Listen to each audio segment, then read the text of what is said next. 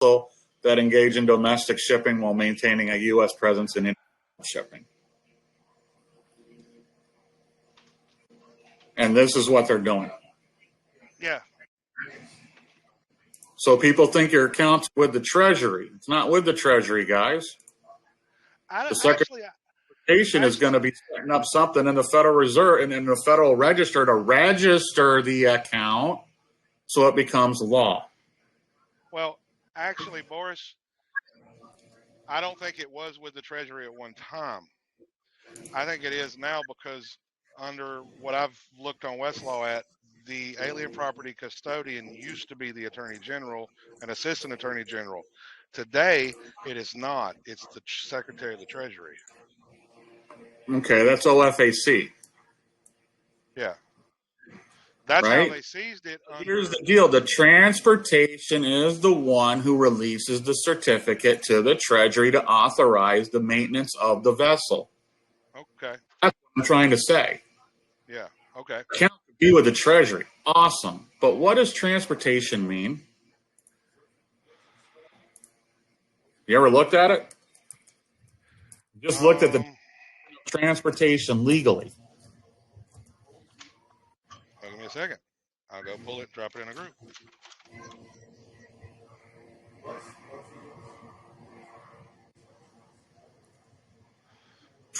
Because it usually means the removal of goods or persons from one place to another by carrier. Therefore, there's carrier fees and other stuff in charge, right?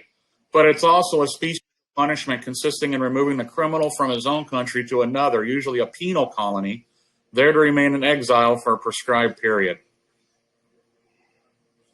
It reminds me of that movie, Boris, or Brother, Where Art Thou? They'd start out on the penal, right? They get on a domain.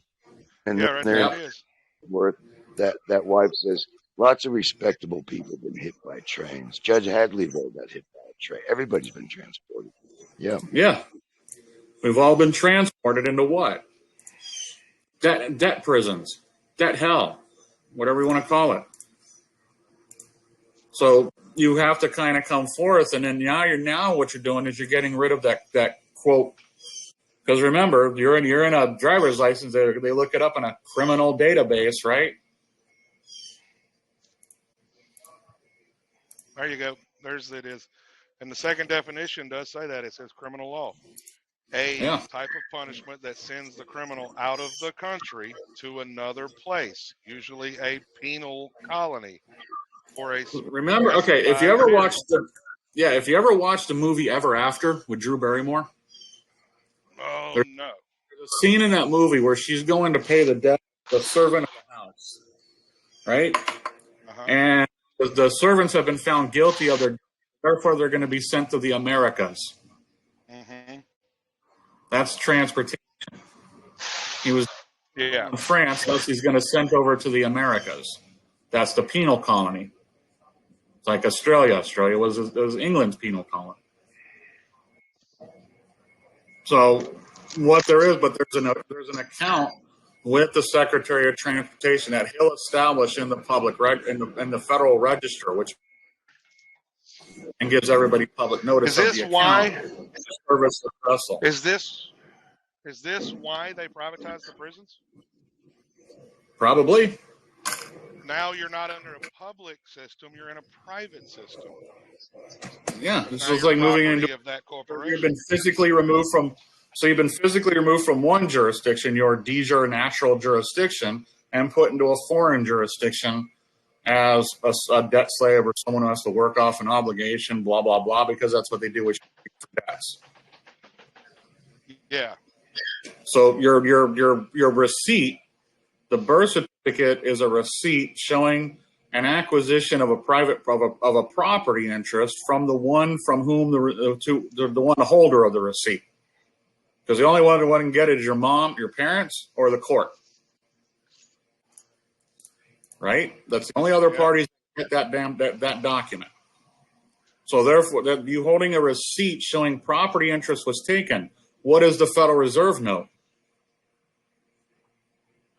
A receipt showing the benefit of the bargain has been experienced. Yeah. Because they got the pledge of credit, they used the pledge of credit, they applied the pledge of credit to generate the note. Yep. You are the OID from the GOD. You're made in his image. You're the original issue discount from God. They don't have original issue. They have derivatives and derivatives only. Yeah. Because it's all derived from the fruit of the people and exercise of their inalienable rights. That I cannot disagree with any of that. Right. So therefore they have the usufruct of the fruit, but not of the man. Yep. Man belongs to God. God gave the earth to man in usufruct. Man does not own the earth. He only has dominion over it. Dominion and usufruct is basically the same thing. In their world, they call it usufruct, not dominion. Dominium is when you separate the usufruct out and create a new usufruct. So what they're doing is they say, okay, we have the right to the fruit via our lien, but we have a right to the earth via the covenant. That's our lien on the earth in favor of the people established by God. And that's where they put it in the trust, and the bank account is at the And they may put it in the trust, but it doesn't. Right, but it doesn't stop you from getting it. What they're doing is they're saying, okay, this trust operates under the book of Job, and we're going to make sure that you're not a heathen. Yes. And then everything else in this nation is to liquidate sin. So what happens when you get them into sin? They liquidate. Yep. That's why I say, tell people, put your surrender and your assignment into the public record somehow, some way, some shape, UCC or just assignment form. Get it into the public record along with referencing the birth certificate. Now you've created a public organic document or a charter for your organization. Now it can't no longer be an individual because an organization and individual are two different things. Correct. They both may be persons, but they're two different types of person. One has individual liabilities. The other one has liabilities pursuant to charter, but those are distributed. So it's like expressing a trust, and now the trust operates like an organization. And now you take that organization to the Secretary of State, let them know you've done this, or update their records, send it up to TWEA because you've done all the surrenders and stuff, and the Office of Foreign Asset Control in the Treasury, the Director of Foreign Asset Control, is the one who's in charge of enforcement of TWEA, not you, not the courts, not anybody else. Then you send it over to the Secretary of Transportation and go, look, here's the charter for this vessel. Here's my receipt showing I'm entitled to receive it because you took it from me, and now I'm coming to claim it back. Please release the certificate to the Treasury and establish the account in the Federal Register like you're supposed to. Yep. Then they can pay their now it should set up the vessel to have a service account via the Federal Register that everybody has to acknowledge because that's now law. That's where you can get them to do a private law, so to speak. Yeah, but they still have to put it in the public register. And we know this, and this is another thing, is my buddy was ordained as minister of the Church of Philadelphia, the biblical church. All right? Yeah. He had a bishop, I think it was a bishop, suddenly appear at his door one day. He had no idea who this guy was. He just showed up one day and said, God sent me to ordain you. And this guy, my buddy said that this guy lays hands on people that his energy actually makes his hands glow when he makes hands. He had a woman come up. They did the witnessing and everything else. The very next day, a U.S. Marshal comes on an IRS matter that he's been dealing with. He opens the door.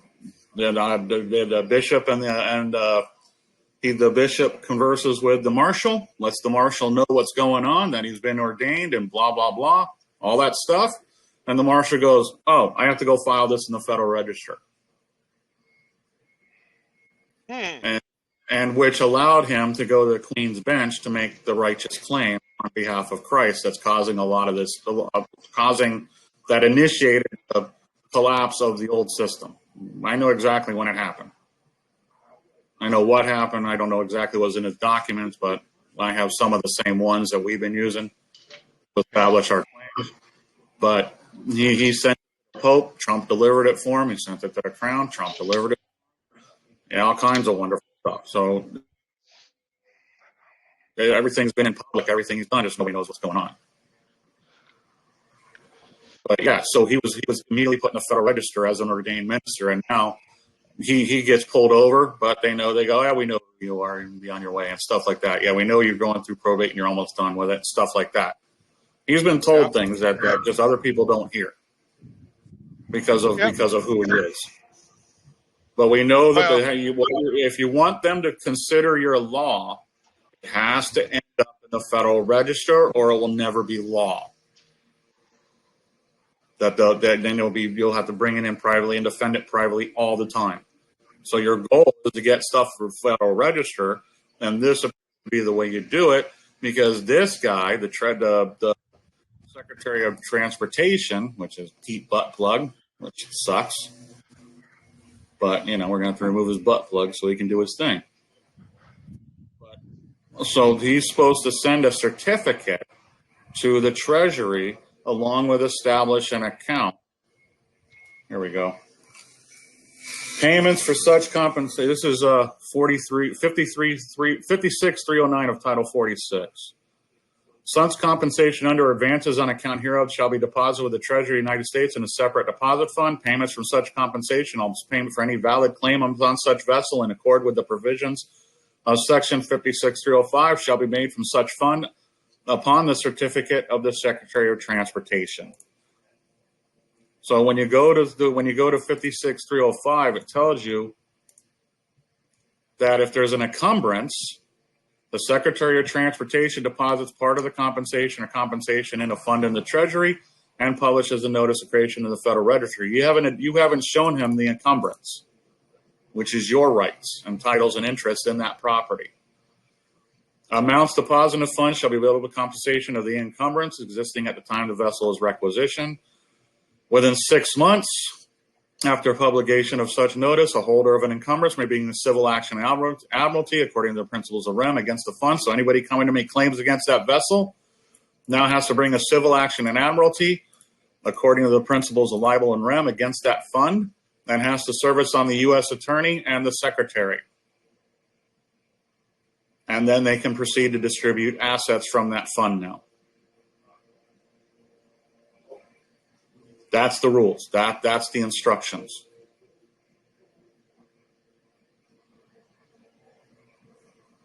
And I originally found this in, believe it or not, Trading with the Enemy, 50 USC. It was 50 USC 196 at the time I found it. Now it's been transferred here.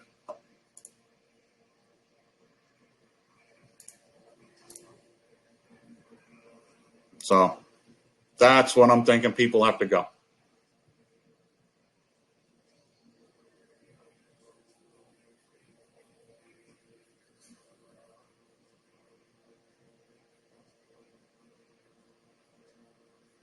Well, is everybody here, or am I just speaking to myself?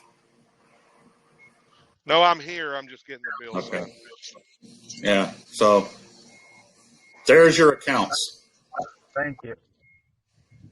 And you do the notice of the transfer of interest with the Secretary of State, because the Secretary of State holds what?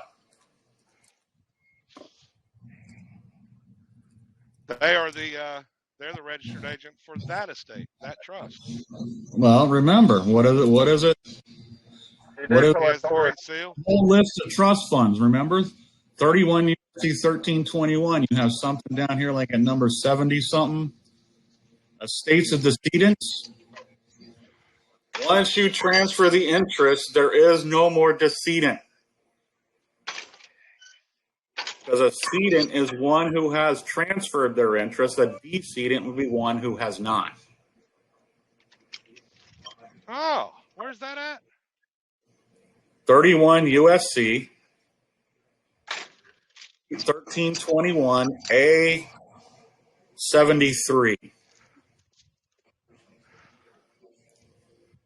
There's all kinds of trust funds there, but there's one for estates of decedents held with the Department of State, and that's why you notify the state that you set up this account and all the interests have been transferred.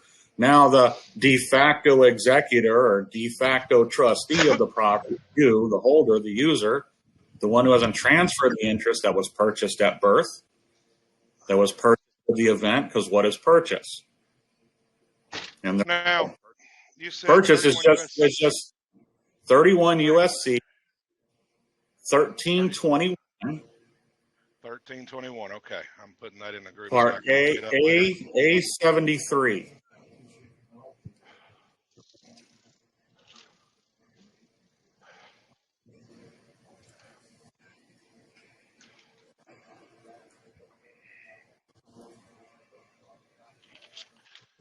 Watertown, Mass. Let's see. Next. All right, so you have the trust fund sitting up there as Secretary of State, but you haven't you haven't gotten rid of the interest that the state already purchased, because purchase is just something they did to create a voluntary interest in property, which is by registering to birth, they created a voluntary interest in property. So now you just complete the delivery. It's a purchase contract. You just haven't completed on the purchase contract. And when you go back and look in the UCC at purchase contracts, look at the remedies for failure for the purchaser to purchase. They cancel. They recover the price for undelivered goods, covering or buying replacement goods, recovering damage and the difference of the price. That's buyer remedies. Yeah, buyer remedies. So since they're the buyer and you're the purchaser, then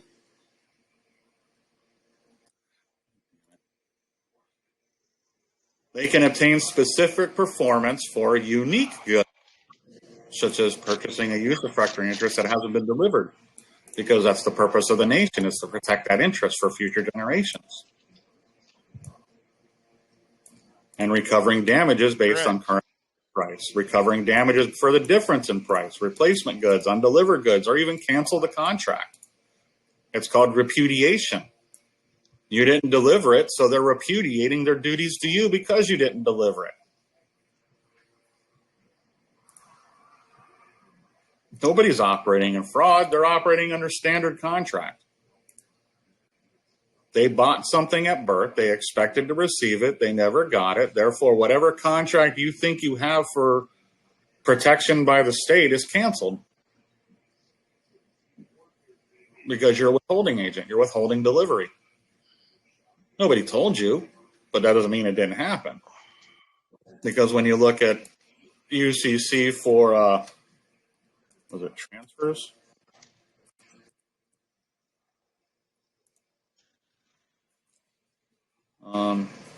Even if you don't know or even if it was done in infancy, it's still transferred. Negotiation, still negotiated. So the instrument is negotiated. What's that? Said we're the withholding agent? Yes. Okay. We're withholding an interest that was purchased at birth through the Social Security to secure the nation, because Article 43 and 55 of the Hague created what is the Social Security. That's the agreement between the inhabitants and the occupying army that maximizes the benefit for both. So they get the usufruct as administrator. You get naked owner, which is you get disposal rights over what God gave everybody. They just get the usufruct of that fruit. And if people don't want to do that, it's fine. Then they can act as usufruct over their own interest. Or you can put them into trust and let them take care of it. You go about your way and live your naked ownership naked before God. Because now you've gotten rid of your adverse claim to the monetary claim, which is what they're really after. Or you can keep your claim to the monetary claim, make an adverse claim, and then fight with them over it. I, for one, just want to give it up to them, because the last line of declaration already states, we with a firm reliance, in support of this declaration, with a firm reliance upon divine providence, we mutually pledge our lives, our fortunes, and our sacred honor to each other. And they're in trust. They hold them in trust. So if you're going to withhold that, that means you're not pledging your life, your fortune, and your sacred honor to each other. Therefore, you're not relying on the declaration. Therefore, you're relying on yourself. And thus you also rejected to return to the storehouse that which we took in the garden, which was the glory that was supposed to go to God, and now you treat it as the glory of the state. You do all names in that, and all works in that name for the glory of the state. Well, in spiritual terms, you're doing all names in that name because it's God's name. It's his name for his glory. He just took on another name. Because when you break it all down, the fictional law is everybody thinks that, like mine is Boris Roger Erickson. Boris Roger Erickson and the United States are one and the same, legally. When they go into administrative, that's when it separates out into its individual charters. But whenever somebody makes a claim against that, they're actually making a claim against the U.S., then the courts go in and administrate it, look at the accounts behind it, and go, oh, this is this charter here, and it operates under the default mechanism of this guy is screwed. Right? This guy is the usufruct, the one who's using it. Well, here's one for you. The interest never transferred out. Here's one for you, Boris. Mm-hmm. Look at this, Boris. You talking about the real party? All right, on the chat. Okay. Yeah, I'm it's the Miller Act. What? I know JW put it in your group. Yes. Section 15, application of real and interest rule. Okay. Yeah, we use Rule 19. We've dumped it to a DUI case, and they haven't heard from them since, and that's been almost a year now. Well, yeah, I understand Rule 19. What you're wanting is, where is 1551?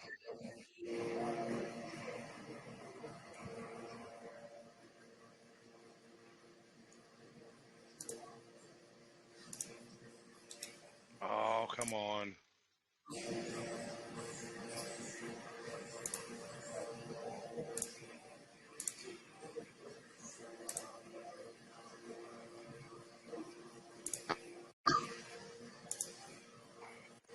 It doesn't want to upload. If you want somebody, there it goes. It's up. You can find.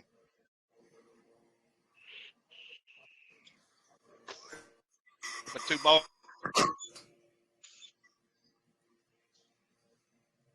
Yeah, for the use and benefit of another. Get away from this place. Yeah, I see it. 1551, application of name according to Rule 17.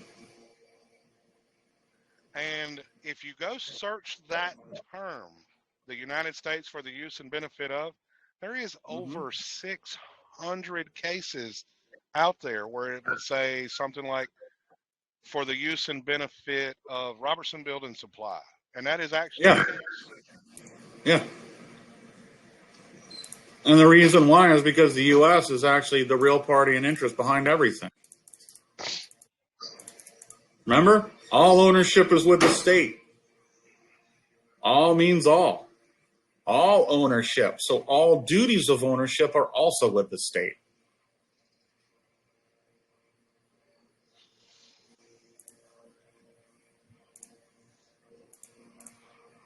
But the reason I pointed that out is it applied to what you were just talking about.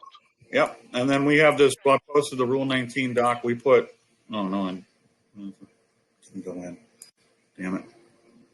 Hold on. Let me, because we put this Rule 19 doc in, and it's based on one I have on the Law of Boris videos. And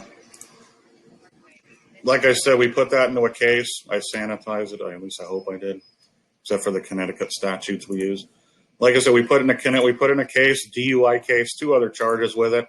Nobody else was injured. It was just one dude, just being a dumbass, or being himself. And they put it in April of last year. They had a hearing. He went in. They said they never received it, so he brought in a stamped copy and goes, "Here, I got a stamped copy for you." They go, "Okay." So they come back a few weeks later. They have another hearing. Goes, "Oh, we don't have it." Go, "Oh, here's another stamped copy." That was June of last year, and they ain't heard nothing since. Nice. I mean, it's DUI, so go figure. They're just going to say, okay, we'll just let, DUIs, they just don't let go. Yeah. Especially with, Well, they don't. with just the they Rule don't wanna 19 let- filing. Yeah, they don't want to let go of much of nothing. No, they because don't. They want. They don't want to be the liable party. They won't. Well, need to be.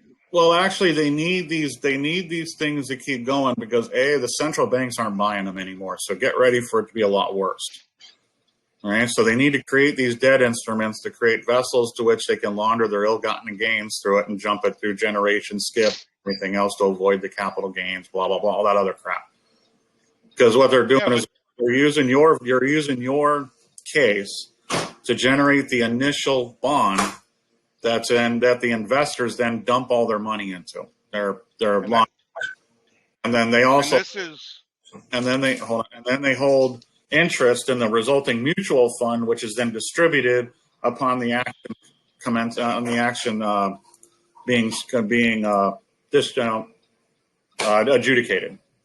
And this is why you need to learn the rules, so that way you're not having all the liability and your wealth can be preserved, and they have to take all the liability.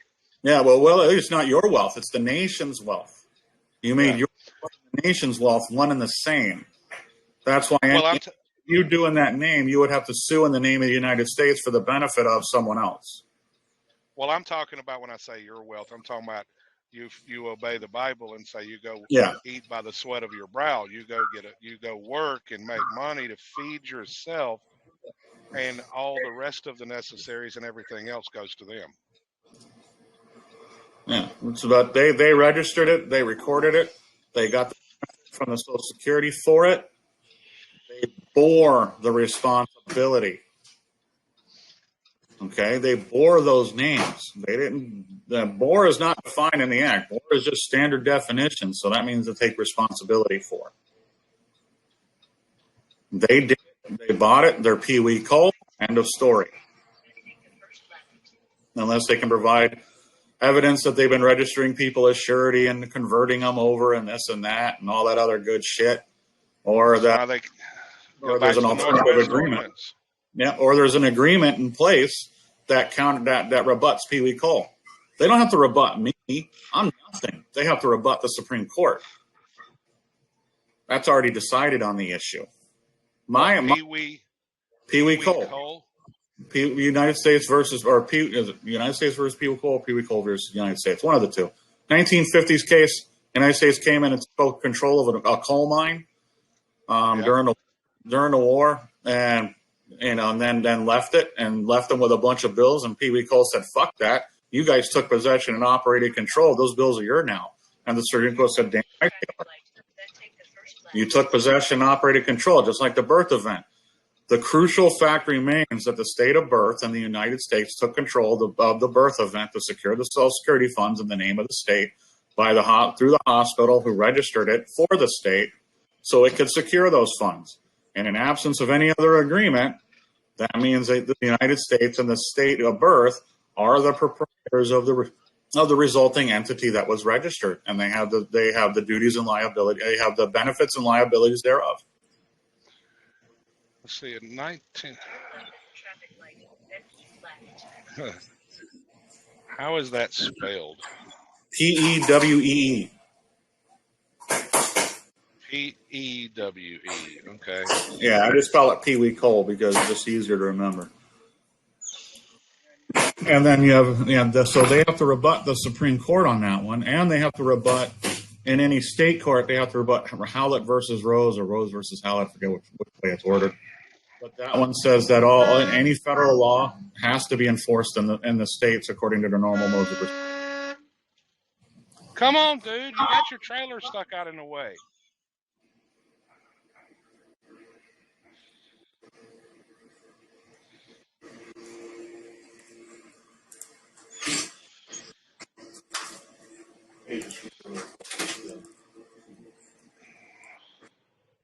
Some people do not know how to pull a trailer. Say your prayer. A lot of them are morons. I watch another guy who does who videotapes his driving along, and he's I imagine you're doing the same thing. You got idiots who just cut you off and do all kinds of stupid shit, and you're like, "Oh man, what do you No, got?" he was in front of me. He has a little bitty 6-foot tow behind trailer behind the pickup truck. Instead of taking the second lane, he needed to get to the far right lane so he could take a right here. And so he just All right, gets I'm right gonna, behind him and don't think about you're blocking his Got that lane. So I'm trying yeah. to find that case, by the way. And All right, I'm gonna put Pee Wee Cole into the chat. Let's see what we do with you. So there's Pee Wee Cole, and I've highlighted the relevant part, which is paragraph 5. Aha. And then you got Hallett versus Rose, which says that the state courts must enforce federal law according to their own normal modes of procedure. There it is. I had the citation. That's what I needed. Oh.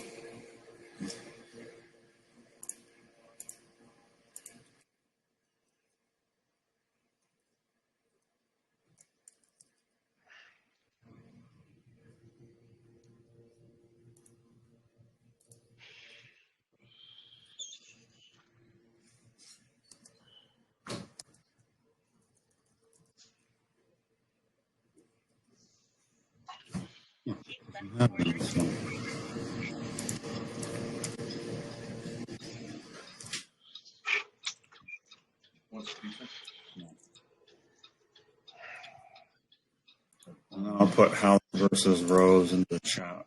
I don't have a PDF on this computer. Big Joe, Hallett versus Rose, that's right. 1990. It originated over here in Tampa. Regards civil rights, but what it said. Oh, all right.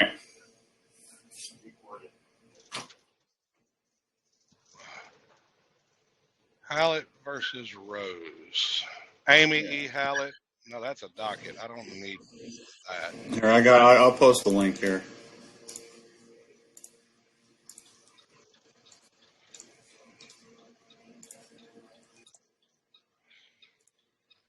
$496 US 356.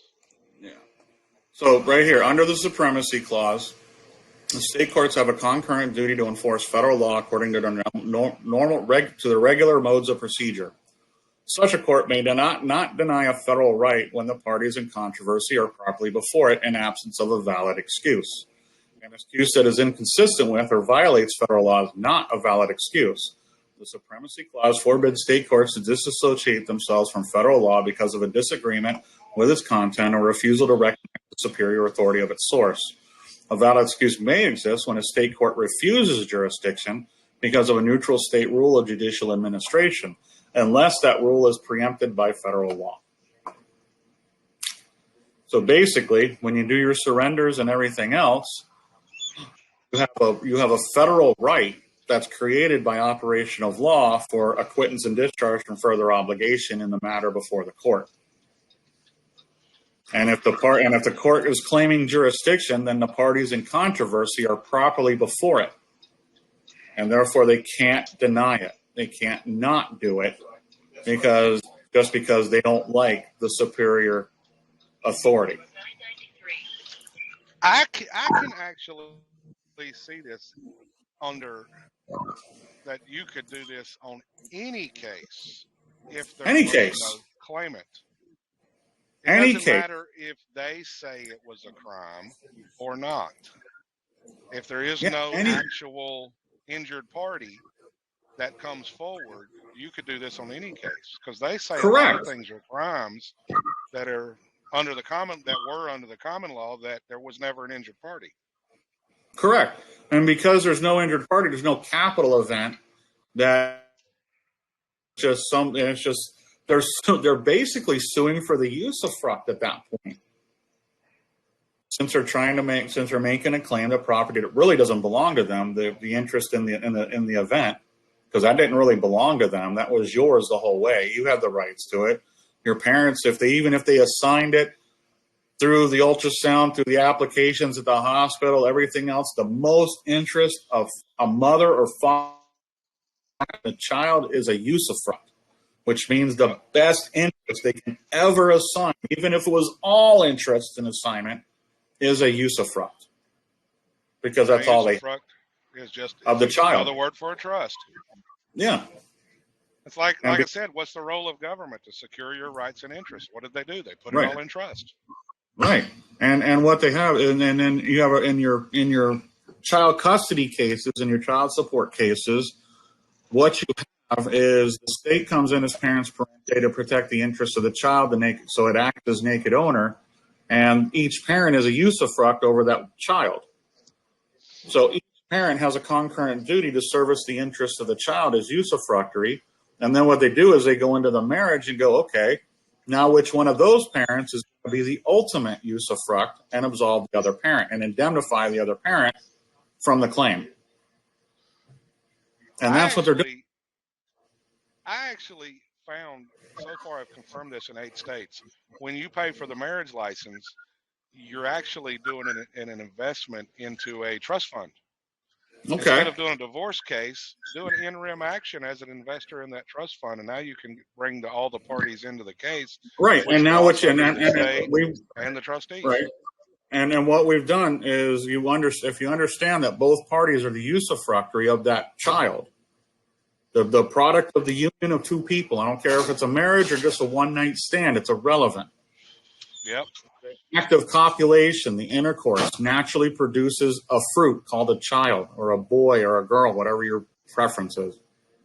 All right? So both of those people being contributors to the event, with God being the one who supplied the soul, meaning both of them are usufruct of that child until that child is of age to take care of himself, and it's up to the parents to teach the children the ways. Mm-hmm. That duty. When you go into a divorce proceeding, then both parties are usufructory. Both parties are liable to service the interests of the child. The state's going to make sure that both parents are servicing that interest of the child. And at the same time, they have an internal conflict because they don't want to be together. So now what they do is determine if one of those parents is going to be the indemnifier of the other. And it's usually the man, because in a quote traditional marriage, man is the provider to the woman. Yeah, right? But that's how it usually works. But what they're really, I said, but because of the usufruct, and like we just found the other day, in Pennsylvania, and in almost every state, it's always a portion of the marriage license fee, if there's a marriage license, goes into a battered women and children's trust fund. Yeah. Only one state so far I have found tells you who the trustees of that fund is. So that makes you an investor of that trust. Right. So when the men how much you're to pay out of it, you're supposed to release it from the trust fund. It isn't supposed to come back to you, but since you're a decedent, by not having to transfer the interest, guess what happens? Administrate the estate, because technically in that little system, a decedent is the same thing as intestate. And then they hold you. Because that's how they're administrating it through the probate process. That's why everything looks like probate, but it's really not. It is and it isn't. But since you're getting a divorce, which is really going against God because you took a vow before God, but you're getting a divorce in man's court, technically you're a sinner. You didn't go to God for absolution of your marriage vows. You didn't go to God to seek better guidance on how to become better parents for the child, or how to become better husband or mother. You just gave up and decided this would be the easiest way because it's, quote, legal. Doesn't mean it's ethical. Doesn't mean it's moral. Doesn't mean it's with God's law. Because you made the vow before God, not the state. The state may have a trust or something established, but the vows you take before God. So there's actually another party in the marriage nobody's ever talking about. So if you don't address it with God, then any subsequent marriage you have is an adulterer.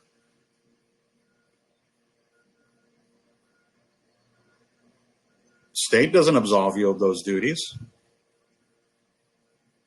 It just merely appraises the account that was set up, but the state doesn't absolve you of your duties before God. Only God can absolve you of those duties.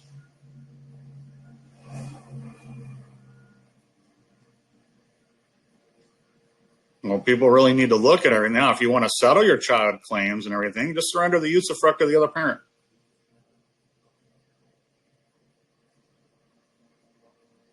You know, surrender the usufruct to the other parent. With the reversion going back to the child, you retain naked ownership until he's 18.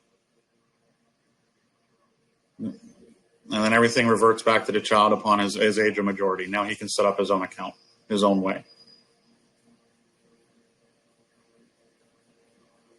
Because that's all they're doing is administrating a usufruct.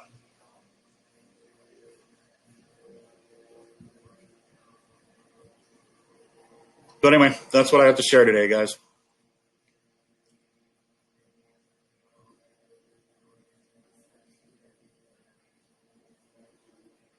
I'll let Pastor leave again. We appreciate it, man. For real. Yeah. So, just everything we've found along the way, and it just makes so simple, super simple sense to learn. Once you comprehend that usufruct runs it all, and you understand that their job is to protect and defend it, and then you have to understand what the interests are, what the actual usufruct is. And there's a study manual I have. Let me see if it's on this computer. There it is.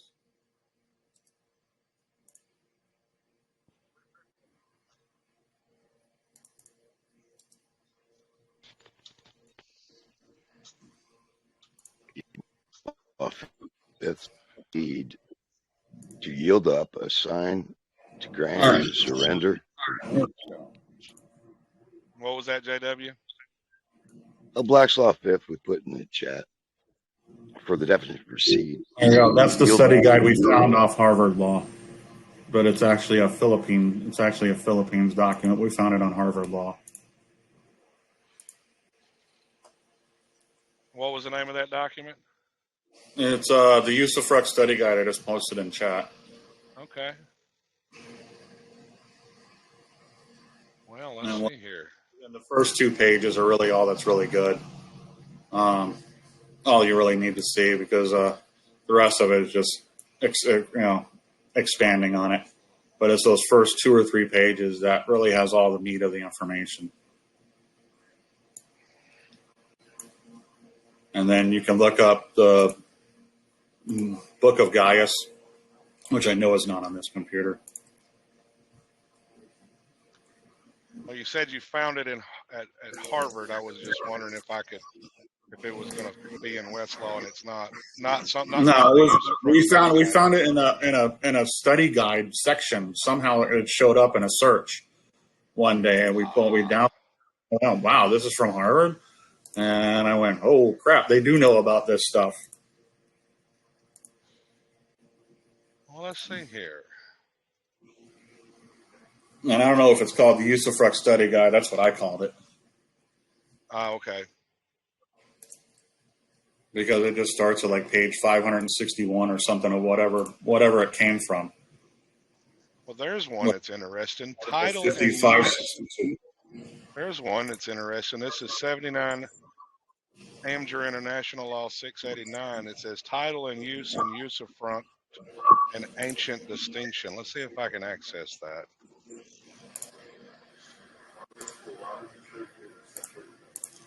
Yes, I can. Yeah, because that's the equivalent with Dominion. And there's even, if you go to Bouvier's, you can look up Dominion. I think that's what it is. And it'll show you in there exactly what I'm talking, that the permanency of the usufruct establishes it. And the permanency of the usufruct is just to make use of it. So once they did the Federal Reserve note, and the note is based on the liens on the people, they made use of the usufruct, and thus are the usufructory. And everything else is a repudiation to get them to avoid having to pay the taxes and settle the claims against the property subject to the usufruct, which would be that person you all use.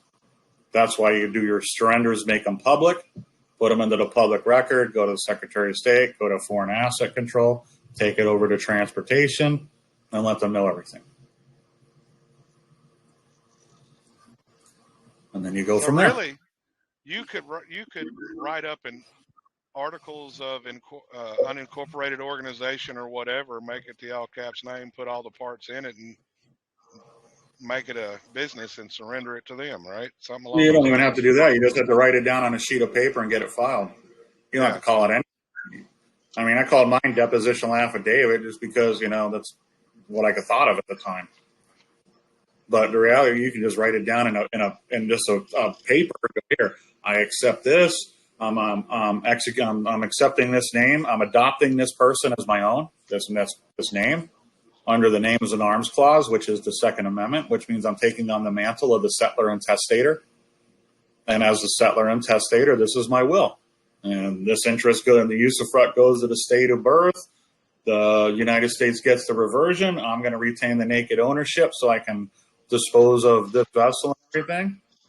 And then I'm going to go to the Secretary of State, let them know that this organization has now been registered, to make note of it, to put it in their records, to update it, and now and to disperse the interest from the trust fund that's being held under 31 USC 31.7. What is it? I forgot that trust fund. Mm-hmm.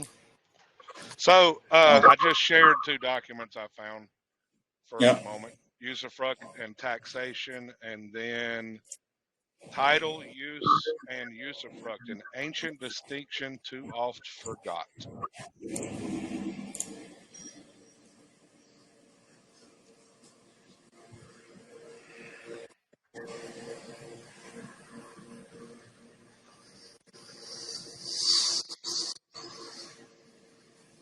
But for those that do not know what a usufruct is, go in the file section. USU.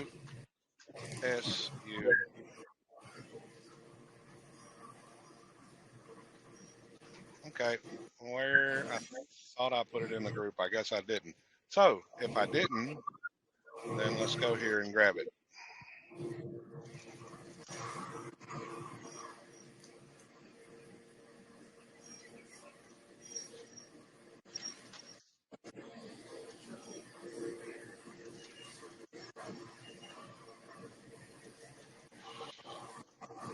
And here is the definition for those that don't know. And basically, it's a fancy term for trust. Yeah, it creates a trust on the fly.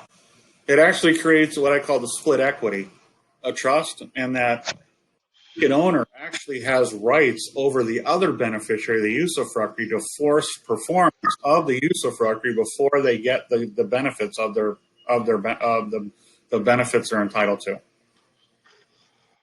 And the administrator, he can safely administrate the property subject to usufruct by not allowing the debts to attach to the property. That's how it's administrated in the military side of it. But as far as everything else, because Hague 7 or Hague 4, whatever it is, 1907 was right. It was the natural result of the Lieber Code implementation. The Lieber Code is the current trust the military is operating in the United States under. And that right there brings up a good point. It's like everybody's freaking about this new monetary system they're bringing into fruition. And like that's going to mess everything up. I said, do you know how much stuff they would have to repeal and get rid of if it was going to really change the system? All they're doing is changing to a different type of money. They're not changing the system.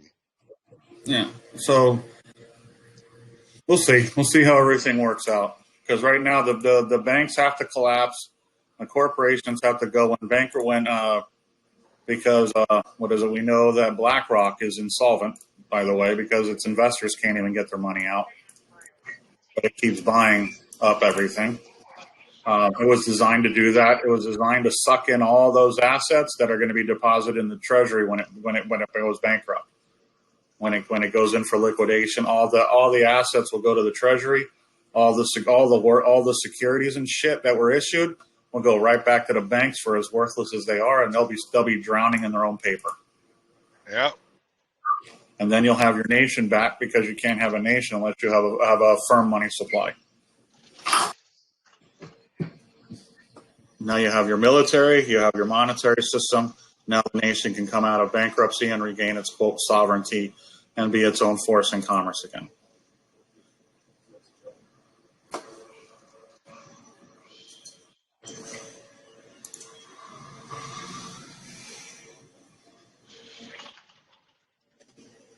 So, but I would advise people looking over those treasuries, those transportation statutes, just to get familiar with them, and don't rush into it. Understand what they're asking. Understand the little steps along the way. We have Don't never Yeah. do anything you're not ready to defend. If you're not ready to defend it and they actually bring you before one of their judges to test you and you're not ready, you're going to end up failing. Yeah, you don't defend it because as soon as you've done all this, then the subrogor becomes the Treasury, becomes transportation, and becomes the Attorney General of the United States. Well, yes, that may be true. They're the ones who have the duties to settle everything up, and you have nothing to do with the matter anymore. That is true, but one thing you know and I know is that they will potentially pull you in front of one of their gatekeepers to test you to see if you actually know what you're talking about. Yeah, and that's why I give everybody all the information.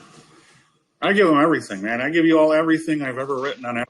It's all in my video. It's all in the little description box of the videos. I mean, everything we've sent out. And I mean, we've gotten things to work as pieces. Like the usufruct, I already know works. I've seen it myself. I've used it. I've seen what happens when you do it. When you bring it in as the only thing you put into a case was my little affidavit of 2 sentences. And it blew up it blew up everything. I mean, it was hilarious. I mean, they're backing me out. They put a wall of polyester around the judge so I couldn't speak to the judge.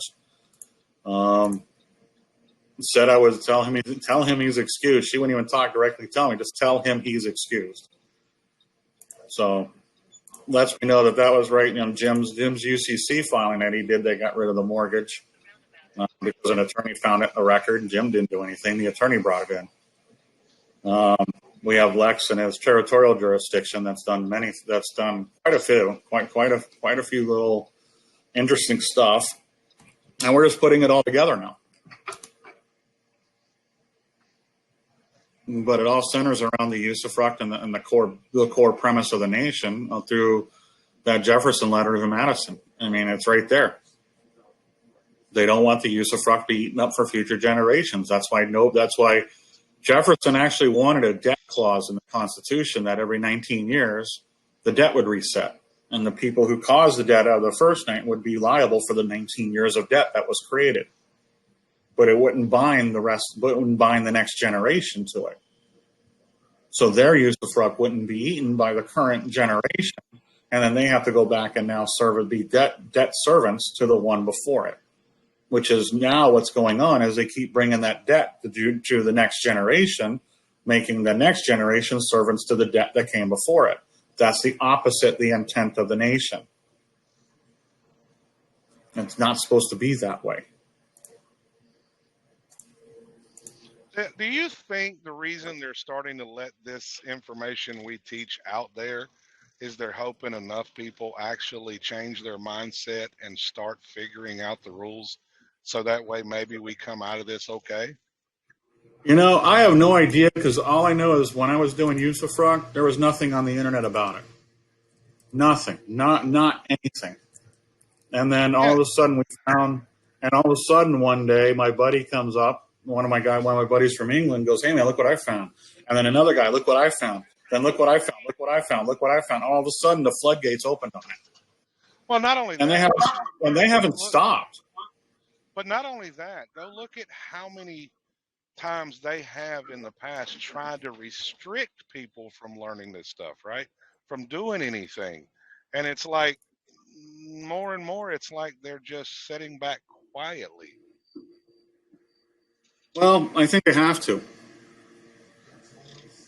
You remember Trump's inauguration, his speech. I'm taking power. It's not a transfer of power from one administration to another, or not even from one party to another, but it's a transfer of power from Washington back to the people. What was the next thing that happened? The soldiers behind him turned around and left as soon as he finished that statement. They went to work. Yeah, they did. I mean, look, people people can say that Biden's the president, but there is way too much little circumstantial things that don't add up. Like the fact there's no new president on the wall where they show all of them. Yeah. There's so many things that are The just fact that little Biden things. took the oath, the fact that Biden took the oath 20 minutes early Yep. means at that point you had two presidents. Yep. One of them military because it was a takeover. So Trump is a military president while Biden is, quote, president over the U.S. corporation or whatever they want to call it, which is a defunct corporation now. And anyway, under the Lieber Code, under the war powers, Trump could do that.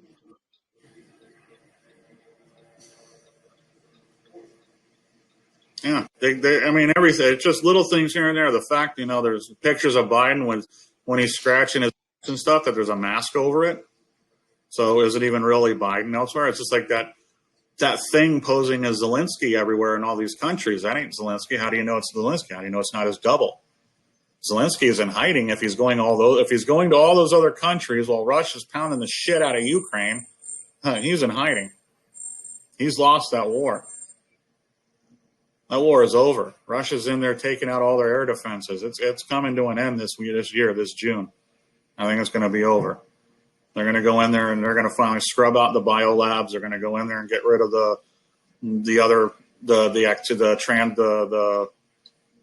networks, the laundering, the trafficking centers, all that stuff. And slowly they're going to make their way here. They're herding them all. If you haven't noticed, they're herding all the criminals to America. Yeah. And then the military is going to take them out. And they're going to pop it like a giant pimple, and it's going to be over. I don't think this country is going to go unscathed, though. No, it's not. It's not going to go unscathed. It's not going to be the civil war they wanted. What it's going to be is going to be the war of the elite that's in the halls of the courts and in Congress and in the upper levels of government and stuff like that is going to spill out on the streets, and people are going to see these guys for who they really are. As a bunch of neo-Nazi, human and child trafficking, pedophile, little child smoothie drinkers. That's what they're going to say. Aren't prepared for it. Heads are going to explode over this one. They're still going to deny it. No, they can't be doing it. Oh, I trusted that star with everything. It's so good. No, he's a fucking child smoothie drinker. Oh, yeah. It's like they denied. All those people they trust. Wait did they find out? Not only that, wait did they find out it was their neighbors, their husbands, their daughters, their wives, the pastors, the teachers, everybody around them they trusted. Wait till those guys start being exposed. That's where the real explosion of the heads are going to come from. I think that's the reason why the left is pushing this ideology.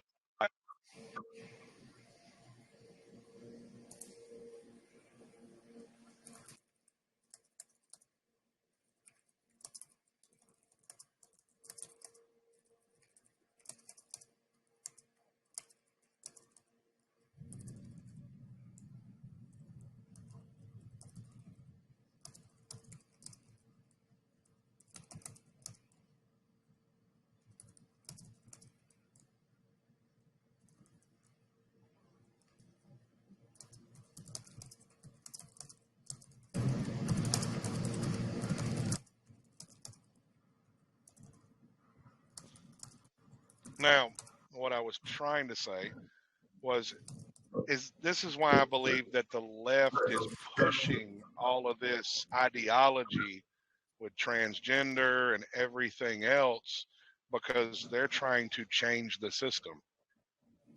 Yes, they need. When you really look at it, what do you have? You got men. Men were suffrage, right? They given right to vote. That's the first usufruct over the men. They brought in the women later to be usufruct over the women. They brought in the races after that to separate them out more, to be the usufruct of the races, to put them in positions to give them the earning power so they could make as much profit, which also slowly dwindles the pool, right? You have men and women, that's 50-50, right, of the earth. Well, once you separated the men, it became half the earth. Now you brought in the women. Now you have another half because the usufruct of the men had run its course. So now they brought the women over, brought them in, elevated them into position through feminism, everything else, protected them in the courts. Now you see that the minorities were being positioned and elevated, and they're kind of being groomed and protected in the courts to a certain thing. And now you got they're creating these subgenders, right? These little things. I call them chudes. I don't know what else to call them. Chudes. That's what I call them. CHUDES. Chick dudes. Cannibalistic humanoid underground dwellers eating the substance or eating your soul. So that's what they're creating now. Now they're going to promote those guys and make their monies off them, but that's who they really are. So that's the last usufruct. And once you put that one in place, now the natural order is upside down. And now you go right back to Sodom and Gomorrah. You go right back to the days of Noah. You go right back to all those times when God intervened and said, we can't have this, got to get rid of it. We're going to try and flush it out. That didn't work. We tried drowning it. That don't work. Now we're just going to burn it off.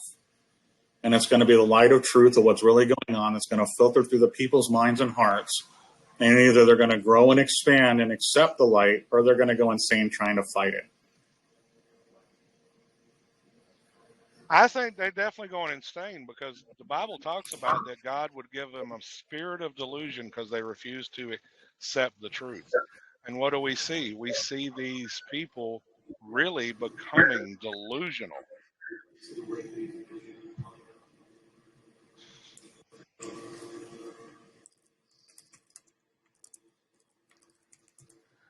Downtown Boston, first time ever.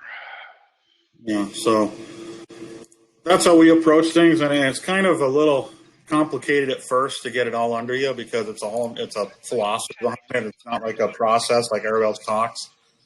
It's actually getting to understand that this is actually part of a biblical method and means that you do the surrender out of love of your neighbor, and you do so by adopting the person they give you.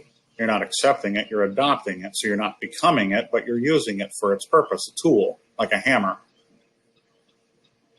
And then while you're in it, you don't want any of the glory coming back to you because all glory goes to God. Well, so you give up, and then the reversion would be like if the glory would come back to you. So you get rid of that, and now all glory goes to the state, the Lord, God, however you look. But when I look at the state as the quote Lord, his earthly government down here on earth, which would mean I'm serving him in heaven. So in heaven and on earth, so it's both the same way. Well, is this possibly why they've got that thing in the Social Security Palms Manual about the vow of poverty? Okay. You've seen that, haven't you? No, but I've seen it in the Christian manuals where the Franciscan monks, I believe it was, or the monks of I forget which order of monks it was. They practiced the usufruct, and it was the most perfect form of poverty. Yeah. What did the churches do? What did the believers do in the book of Acts? They went and sold all their possessions and brought it under one umbrella for the benefit of all. Yeah. And that's what this is all about.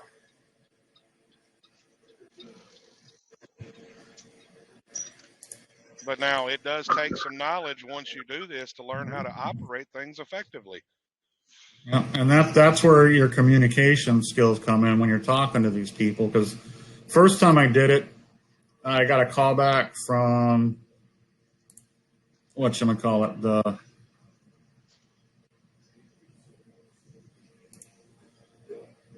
got a call back from the Attorney General, and the only question I got asked was, "Have you notified anybody else about this?" Same question I got from the guy down here when I was talking to him in my court case. And I said, I noticed you, and this is when I had my IRS issue. And I noticed you in the IRS. And she goes, oh, okay. Click. And I forgot what letter it was I sent in, because I sent like 3 or 4 of them. I just didn't know which one she was responding to. So that way I knew that it's not only the Attorney General has to be done, and there's other people, other parties involved in this. Yes, I've actually got an address I need to send you. It's not one I put out there because the public will just bombard the system and screw everything up. But do you know there's a clerk of the Supreme Court and that address you can't freaking find? I've tried. I don't know about that.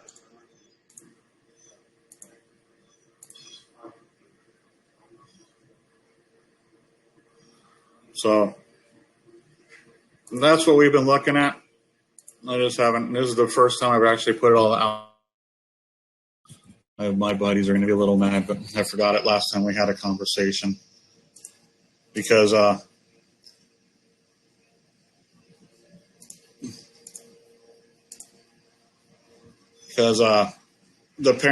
were going over the birth thing, and then that when you apply for birth, you assign titles, rights, interests, everything else, but it's all usufruct. And here's another thing about the usufruct people don't get is a usufruct voluntarily entered into cannot be used for war. It causes waste on the property that was subject to the usufruct, and that's not allowed. It alters the substance. So right now they're enjoying a usufruct by permanency, which is just by taking. Once you ratify it, like 17A or whatever, ratify it, by doing the surrender, it no longer becomes a taking, it becomes a voluntary transaction. Because they have a voluntary interest, so you complete it creating a voluntary transaction, which means they can't use it for war anymore. And that's how we stop these war powers. They can't bring you into an act of war because that causes a substance alteration and causes waste, which the United States as reversioner has a duty to prevent. So we're actually putting in place the very mechanism by which you can keep to your duties of your creator, to God, by not being of the world, but just be in the world. And at the same time, assist the nation in their times of emergency, while at the same time securing your innocent passage, which is basically your debts will be paid while you're sojourning or doing whatever you're doing. But at the same time, it protects the nation from pirates, robbers, the ravages of fires, and all the other stuff that would put it at threat for being taken over. And it creates a simple treaty of protection. So when you're done, your surrender will actually secure innocent passage, secure public order and safety, provide for the general welfare and defense, to do charitable works, and for charitable and other responsible uses, and also care for the widows, the orphans, and the poor. Well, and that's kind of the thing that I talk about is you get things, once you get to this point and you start doing these things and everything gets settled, you can start protecting your wealth, as I say, working your job, taking care of your stuff, and now you become a benefit to your local community. Yeah.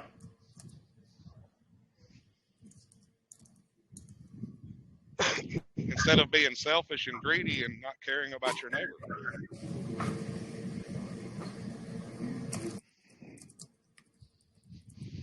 Because there is definitely going to be a time we are going to need each other. And it's coming like a runaway train. Yeah, and this is what we do. So you begin doing this at the local level, and that's when it all changes, because this actually changes your heart and the way you look at it. And you stop looking at the nation as if it's trying to enslave you and look at it for what it was done to do. It was designed. The United States of America, as created by the Declaration, created a public trust within the sphere of the law of nations, and every nation on earth is bound to uphold it. We found that written in a law book. It was handwritten in an inside cover of a law book. I just don't have the picture. It's on a hard drive. It doesn't work anymore. Well, there was a video I posted a little while back. It was called The Unseen Realm by Michael Heiser. And you know about, it said in the Bible that God had the council of the gods, right? Uh-huh. And when you go back to the Tower of Babel and he created the nations, the table of nations, the creator told those gods, those angels, to rule the nations with justice.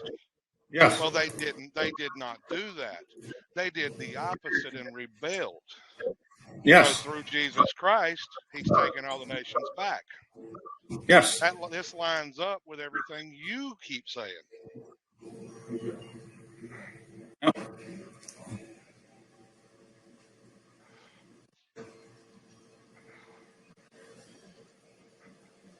Yep.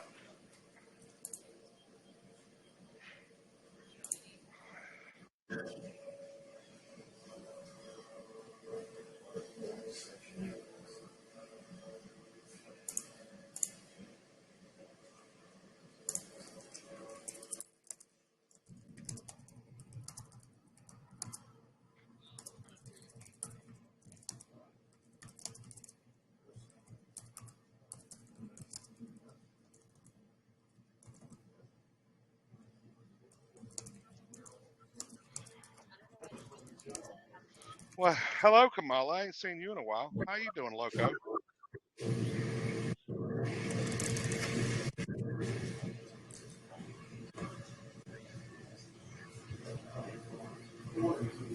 I'm looking at what was written last conversations and created doesn't belong to me. Facility, how do you acquire yours to sell? Did you buy it from me or you assume I abandoned it? The manager go up and said, "You mean the promise room?" I said, "Yes." All right. So in that case, when they file a claim against you on a mortgage, you should be surrendering the usufruct of that note back to the servicing agent, and the reversion goes to the United States. That gets rid of your adverse claim to it. Because the only reason those promissory notes exist is because of the current bankruptcy. That's why they're selling them and everything.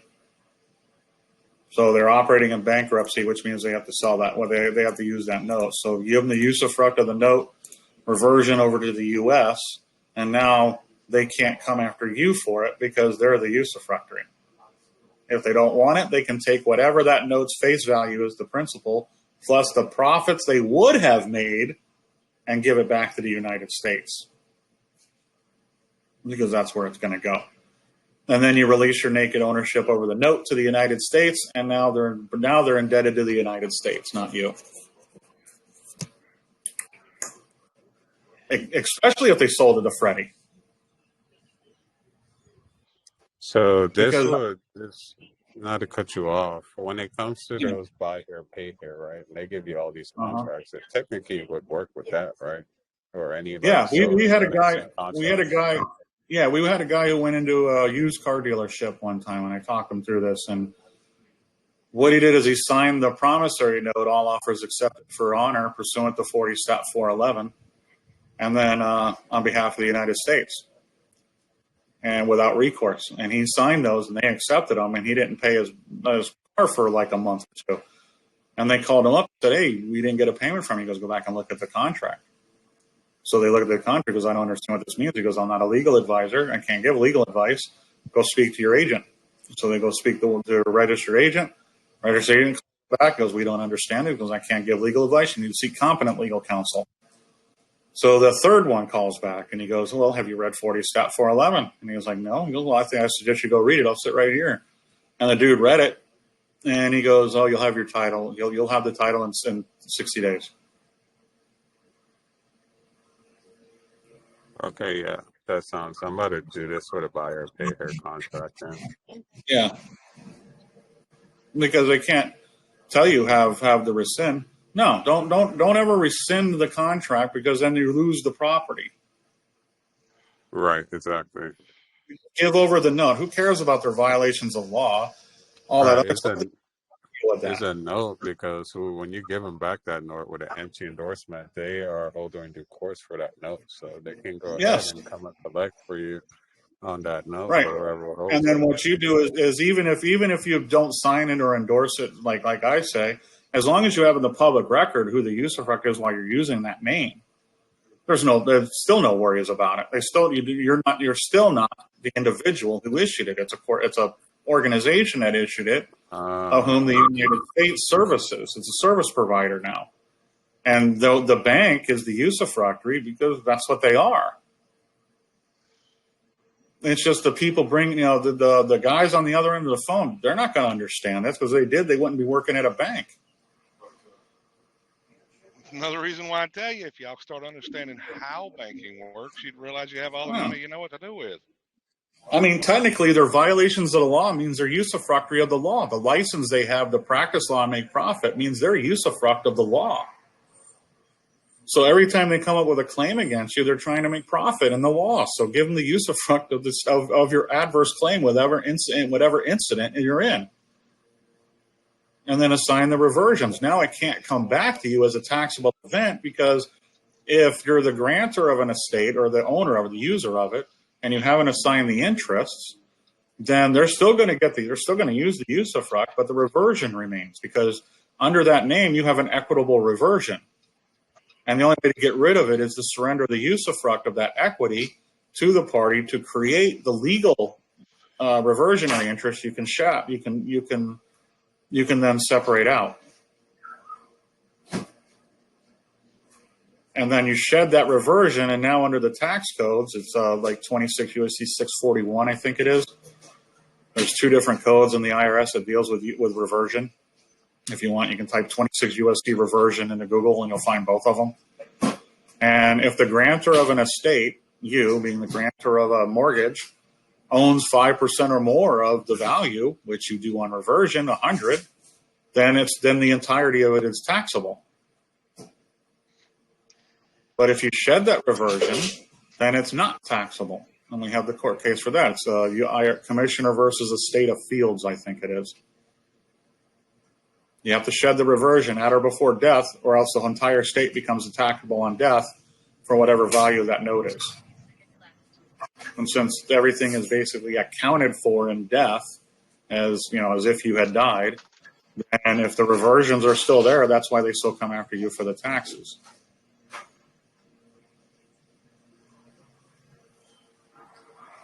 Yeah, but if they sold it to Frannie Mae and Frannie Mac, that means Frannie Mae, Freddie and Fannie, all of them, they acquired that interest on behalf of the United States. So surrender it to them, man. That's their interest now, not yours. Is that otherwise they're going to bring you in as the surety. Is that a 2009 case? What? In the matter of the estate of Fields? Is it IRS? Commissioner versus the State of Field. I think that's what it was. Well, that's the one thing I can say. I was typing, it was a State of Field, and it said CIR, which is Commissioner of Internal Revenue, versus Fields, and it doesn't say that in the title itself. It says Commissioner versus the State of Field, 32 USC 113. Here, I'll post it in the... Turn right on Old State Road, then take the first right. Let's see.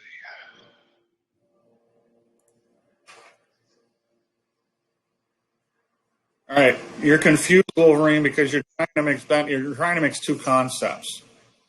Benefit is not what I look at. I look at usufruct because it only has three interests: usufruct, reversion, and naked owner.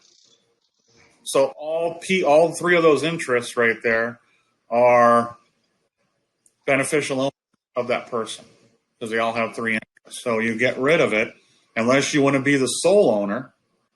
But then you wouldn't be putting anything in trust, and therefore they don't have any duty to service those interests. So you shed the usufruct to create the reversion. You shed the reversion to create the naked owner. Yeah, don't worry about being the beneficiary. Let the government be the beneficiary. That's what it's for. Yeah. And I found it, and I actually found it in their. Let me see if Jim has it here. I found it in. Pastor, you said that we are the beneficial owner. Yeah, beneficial owner, because you're the holder and user of the property, but you're not the beneficiary. Beneficial ownership. All right. And when you actually do this, you become the benefactor. You become the benefactor of the nation by distributing your interests, and that creates you as a third-party beneficiary in the end. And a third-party beneficiary wasn't intended to benefit from the person, which you're not, but it does benefit because of the operation of law behind it, because of its purpose. The purpose of the person was to secure the rights of the user. to secure the rights of you, because that's the purpose of government. Government is not there to control your mind. Government in America was designed to protect the people's rights and their exercise thereof. But the people didn't do what they were supposed to do. Thus, the bankers' rights became protected as the benefactors of the nation. The people should have been the benefactors, but they weren't.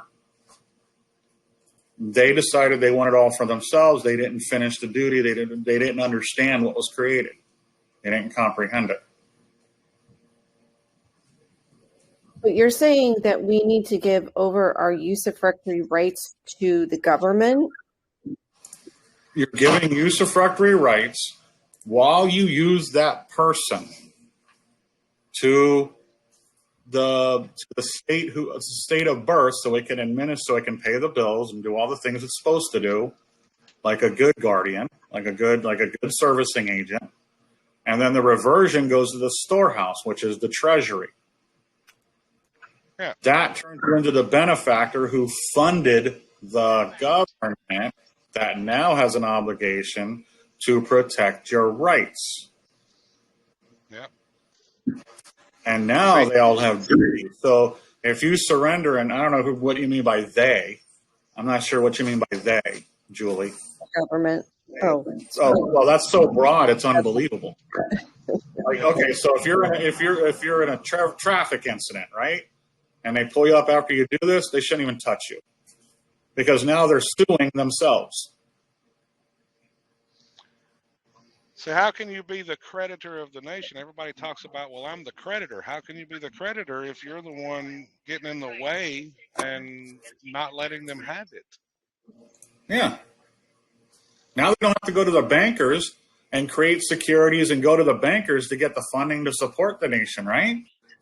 The only reason they have to create security is to go to the bankers with something that can sell for value to get payment to run the nation. So what happens if you eliminate the middleman? No more securities are issued.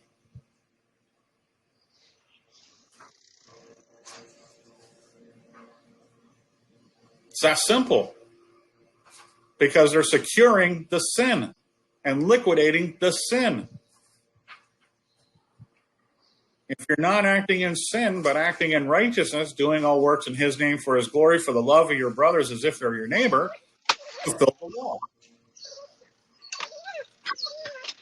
If you're going to allow yourself to be debased under the law, then God is going to see to it that you remain debased under the law, because that's what you want.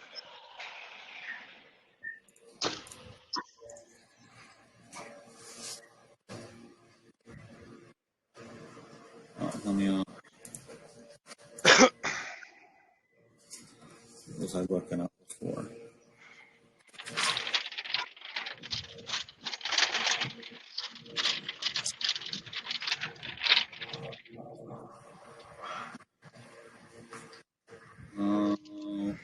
Oh, that's right, states.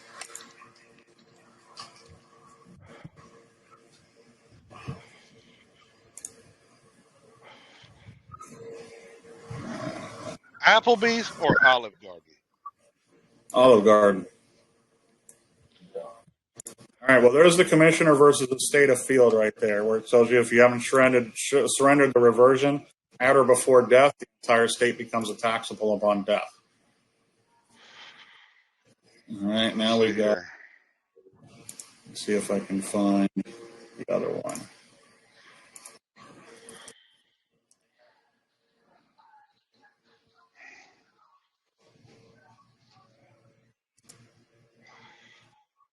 Yeah, there it is.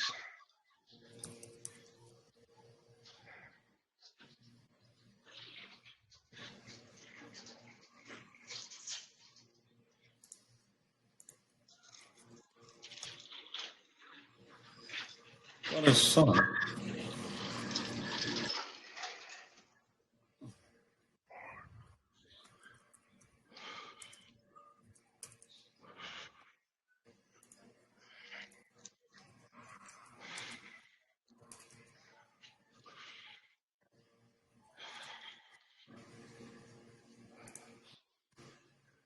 Damn it. This one. Oh, there's another one I have that's we found in their corpus juris secundum. I forget exactly. I forget what book.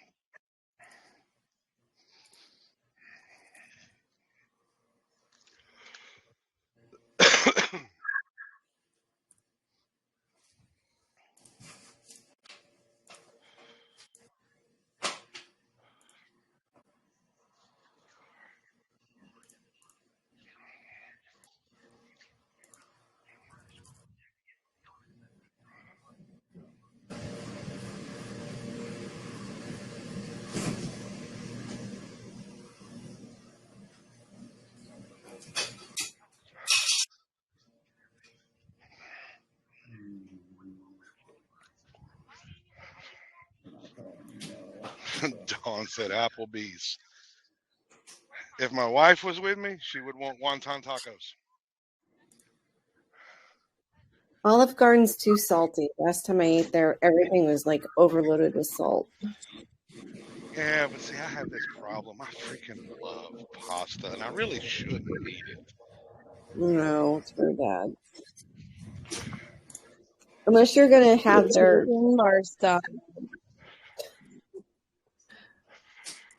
chicken marsala and white chocolate raspberry cheesecake, please.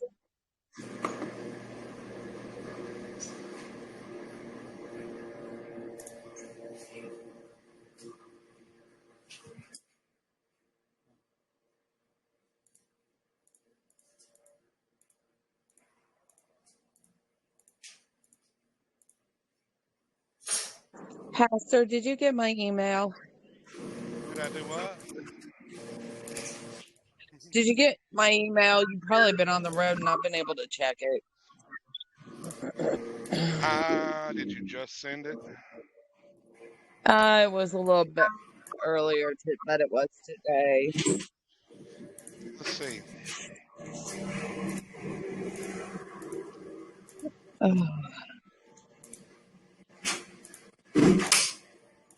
When did you send it?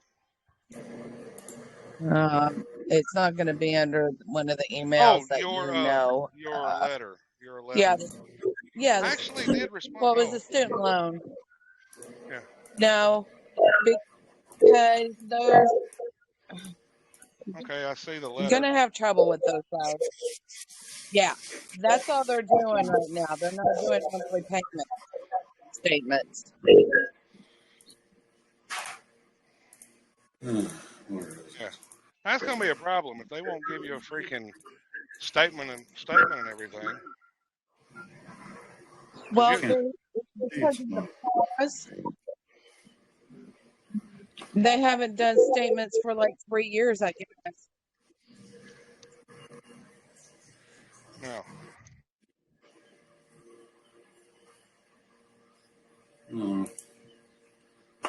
Can't find it. So what do you think? I should just try it and see what they say?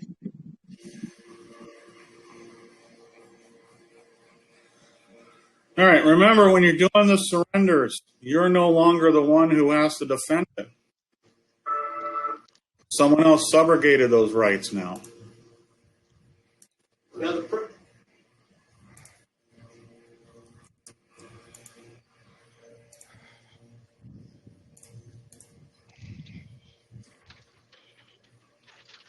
The best way to do it, Austin, you could do it on the UCC 1 and 3 and everything if you want. I just filed it into the county. I don't care. I just made up a document and threw it into the county. UCC is just another way of doing it. You can dump it in the county itself.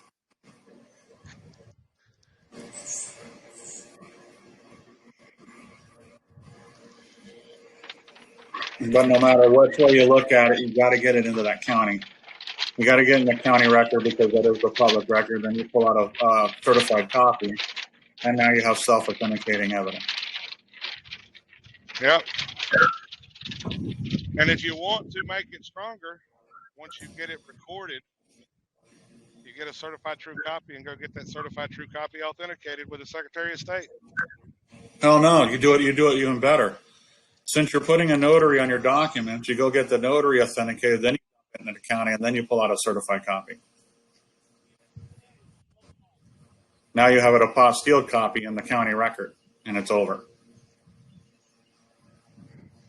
And then you can go get that one authenticated, and now you have a double authentication. And yeah, You talking about getting the county recorder to apostille it, or are you talking about? No, well, it depends on it depends on where you are, because if you're in Georgia, you have to go to the county that had issued the notary to get them to authenticate the notary, then go up to the Secretary of State and get that. Some people, you have to do two-step authentication with their notaries. Florida, we don't. We get the notary. We go up to Tallahassee.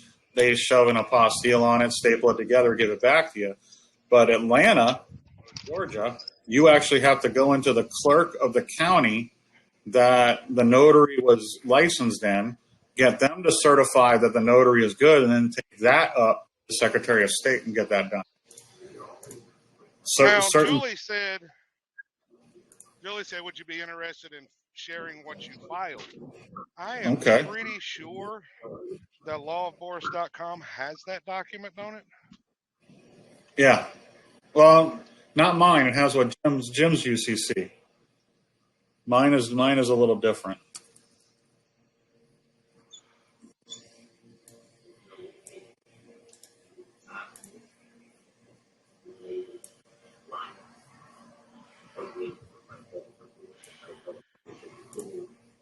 And I would not copy his word for word. Absolutely not. No, I wouldn't either, because it was done in 2011. No, this one.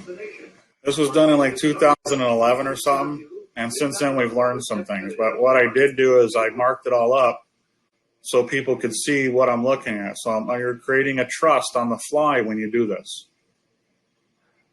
And it's expressed. It doesn't say, trust, trustees, stuff like that, but it does create a trust on the fly. And since then, we've come up with other documents and other things. So, I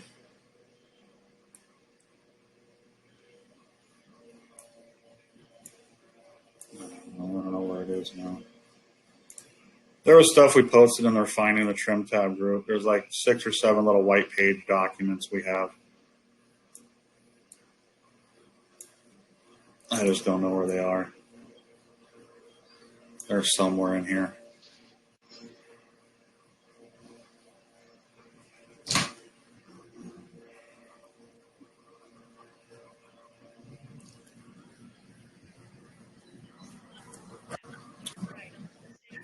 Seek a new world and just republic. Senator Kennedy will be questioned. Why do you give new correspondent Walter Hunt?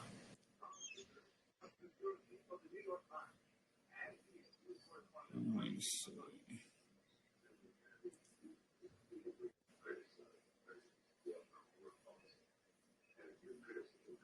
Damn, there's a lot of posts. I don't see anything. When you should place your concept for the national interest and see presidency itself through the policy of Vietnam. What do you think of that?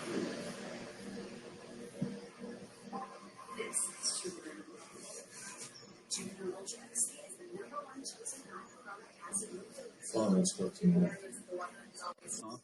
Found that stuff tomorrow. I got Joe making sure I've got everything that we need. Oh, okay. Yeah, we want to make sure.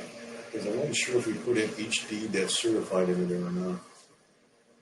So I'm going to double check. Well, I have found Come on. Where are those documents? I know they're here. Where do I put them in? Now, Hannah, while he's looking that up, I did not see your letter till just a minute ago when you asked. So I will read that later. Okay. Maybe sending that and putting the note. This is the only thing they're allowing at this time due to the pause on loan payments because of COVID. Yeah. because it does have the account information and everything in that, and it's on their official letterhead. Well, it is on their official letterhead, yes, but I don't know if that's enough because you typically what you got to do is get a payoff statement. If that's what they give as a payoff statement, then I guess that would have to work. Well, see, that's a payoff statement, I think, because that's why I told them. I said I'm asking for the bill of account and like I need for the payoff if I'm paying it off tomorrow. So she wrote it up, and that was all they had. So.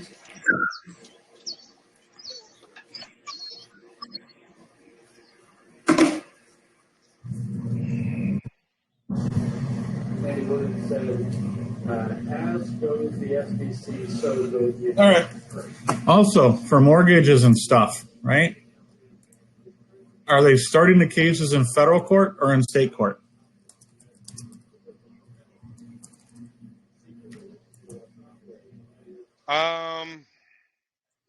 Are we starting them? Well, that's a good question. Initiations, yeah.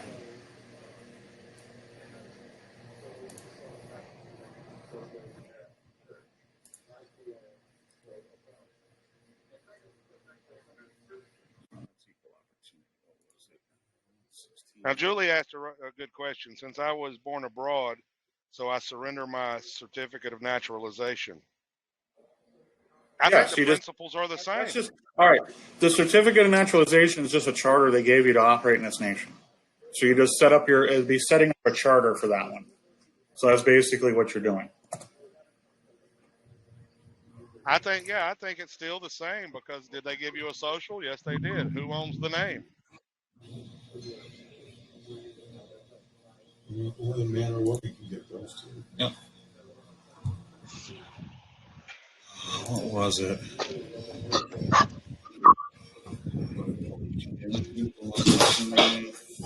1692.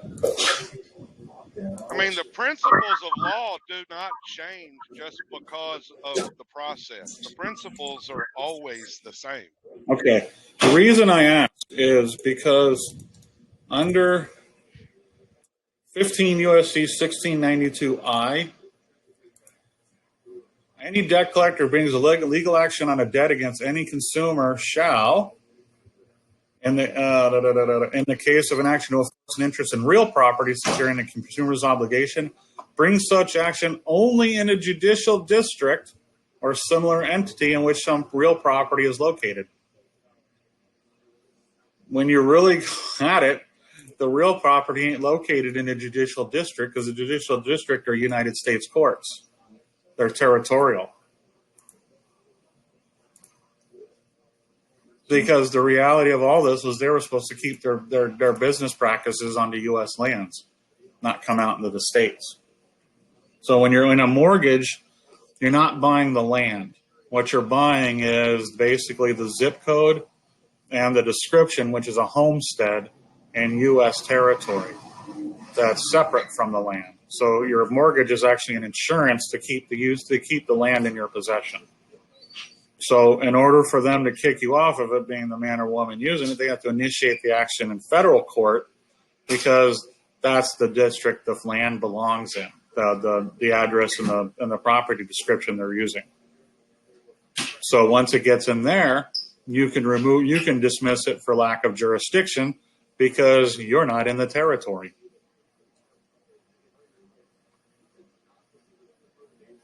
And same thing with child support. All child support cases come under an act of Congress. So under 28 U.S.C. 1355, they must go to federal court first. Any action in state court is a nullity.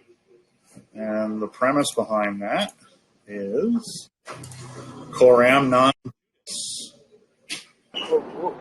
What's that code again? Because I've been found with Rick in the district court, and this judge is coming back saying that the federal district court can't reverse a state child support order. Say what? I'm sorry, I'm in the sub. I'm taking the train back home, but I've been filing writ at the district court, United States District Court, Mm-hmm. against the support order. And one of the responses was that that court can't overturn a state child support order. They don't have the jurisdiction. No, the federal court has jurisdiction. That's where the case has to go because it initiated under an act of Congress. Child support is an act of Congress, guys. Not only 42 that, it's 42 U.S.C. 666. It's also executive orders. Yeah, but 42 U.S.C. 666 is how the child support stuff gets enacted. That's an act of Congress that's put into the states. The states aren't supposed to initiate the action. The action is supposed to be initiated at the federal court because they have exclusive jurisdiction over. They have a jurisdiction exclusive of the state. I thought they were initiated under 45 CFR 301. No. That's where they copy and paste all their cooperative agreements. So I'm in Philadelphia. See, 42 U.S.C. 666 is the for their procedure, for how they get all the liens and stuff, right? But that's an act of Congress. So 28 U.S.C. Yeah, so 20. No, you got to go into that court who issued the case and let them know that this whole judgment is coram non judice. Judice. I've cited that before. I've used that before. Right. Because 28 U.S.C. 1355, you're not the one who's supposed to go into child support. They are. 13 what? 28 U.S.C. 1355. You know what they're going to do if I go in there and say that, right? Yeah, 28 U.S.C. 1350. But see, look, you got to go to your upper courts, go to another upper court from them and say, this is a void judgment because of this. I just filed one. I filed the same writs I filed at the district court. I filed at the Supreme Court. And I was just there yesterday and today. I filed another writ of habeas corpus for a void judgment coming in as a state citizen. It's like worded that way. But it's specifically for a void judgment. So I don't know if maybe I can add something to it. All right, look, use the words out of the statutes, guys. Don't put in your own words. Right. This is what it says. The district court shall have original jurisdiction exclusive of the courts of the state of any action or proceeding for the recovery or enforcement of any fine, penalty, or forfeiture, pecuniary or otherwise, incurred under any act of Congress, except for matters within the jurisdiction of the Court in International Trade under Section 1582.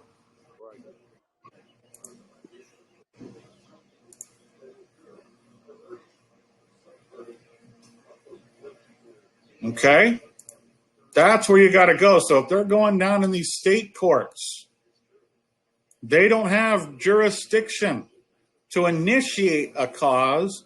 The original jurisdiction must establish in federal court because you're entitled to, what is it, a Miller proceeding or some proceeding there? I think it's a Turner. Yeah, Turner proceeding, a Turner hearing, to establish your, even if you have the duty or ability to pay first. And you're not getting that down in the states.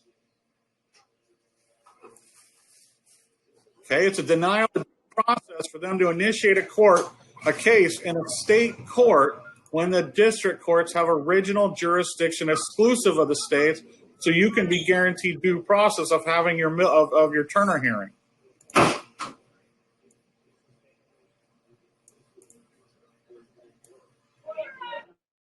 But you're going to have to go into the states and tell them this is void because they didn't go into the federal courts. I never got my Turner hearing, therefore I was denied due process by initiating it inside the state because the district court shall have original jurisdiction exclusive of the courts of the state. And the state acted as if it had original jurisdiction, which it didn't. Therefore, the proper venue they didn't get. That's why it's quorum nobis, whatever it is. Yeah, I have The an quorum opinion. non judice. I got an opinion from a district judge saying that they don't have. Huh? I have an opinion from my writ, the response to my writ, where the judge he cites some. I don't have it in front of me, but he cites some case saying that they don't have the jurisdiction to overturn. No, the federal state court order. doesn't. The federal court doesn't. Okay. You have to do it at the state level and let them know this order is void because of it. Hell, you send that out not only to the courts, but you send it out to the one who has the order on it, which would be the Child Support Enforcement, and the CFO of the state and the Attorney General of the state. Let them know, you guys never went into federal court first.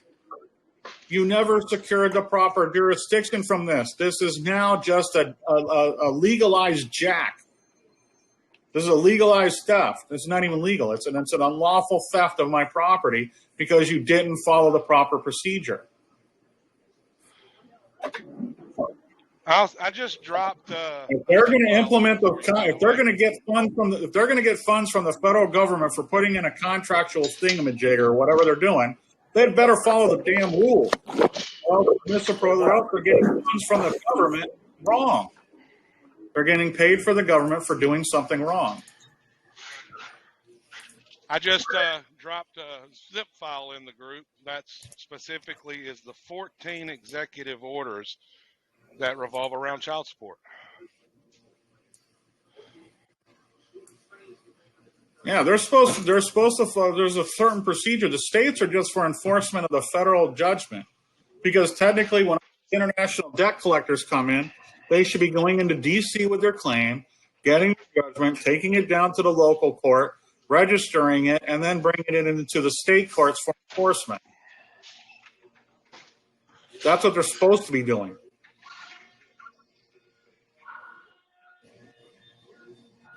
And also, I also suggest when you're doing your surrenders and stuff to adopt the nationality. One of the 50 states, like Floridian, Texian. Because your birth certificate, you were born in a hospital that's in a state, so you have the right to the nationality of the state. So your person will be flagged under the nationality of whatever state it was born in, like Florida. So your vessel would be flagged for Florida, just like cruise vessels are flagged in Bahamas. So if you want to sue a cruise vessel that's coming to America, that's from Bahamas, you either have to do it in New York at the International Court of Trade, or you have to bring your suit in the Bahamas, because that's where it's flagged. A lot of these oil tankers are flagged in all these little countries because they give good, because they, give certain protections, but you must do it in the jurisdiction in which it's flagged. Otherwise, you won't have a claim. Those courts don't have claims. Those courts can't help you with claims against those vessels. The only one that can is the Court of International Trade in New York. But then it has to be in U.S. waters. But if it's outside U.S. waters and you have a claim, you have to go to the country of which it's flagged. If you're not flagged under a nation in this country, the 50 independent states under the Articles of Confederation, then you're seen as what? A U.S. citizen, which is basically a refugee or someone who's seeking asylum.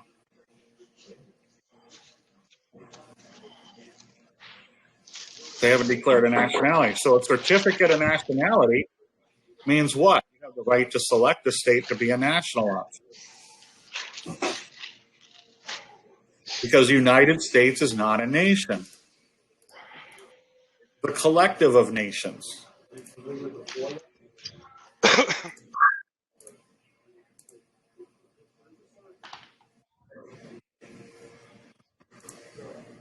That's why they compare Mississippi to a third world nation. When you go to Google, you can type Mississippi third world nation. You'll see all these articles where UN places were equating Mississippi to being a third world nation because of the disparity of income and the living conditions and everything else. What they don't realize is Mississippi is basically not, just basically land. It should be a floodplain for the Mississippi River, that whole state.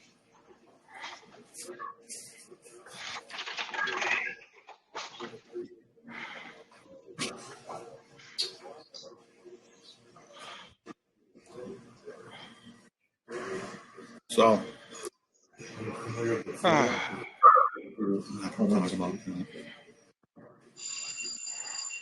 So there we go. So hopefully this stuff helps you all out. Very much. Thank you.